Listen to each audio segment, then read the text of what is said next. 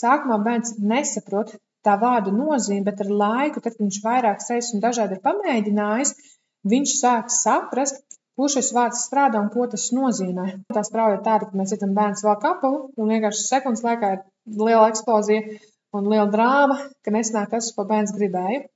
Un tā ir raksturiezīme. Un tipiski mēs arī varam redzēt to jau zīdaiņa vecumā. Šis nav kaut kas, kas pēkšņi parādās. Un tāpēc, ka mēs visu laiku atkārtojam vienveidīgi vienu to pašu, no tā disciplīna veidojas, tāpēc mēs esam konsekventi. Mazi bērni, viņš tikko sāk staigāt, mēs izejam ārā, viņš iet pavisam uz citu pusi, viņš neiet tur, kur gribu es, un tur, kur ir jāiet. Un kas notiek tad, kad vecāki ir publiskā vietā, ko viņi sāk darīt? Viņi sāk smieties un skriet bērnam pakaļ. Tur bija nevēlama uzdība, bērns iet projām. Un tāpēc, kad vecāks sāk skriet smejoties pakaļ, viņš nevēlamo uzdību pastiprina ar pozitīvu rīcību.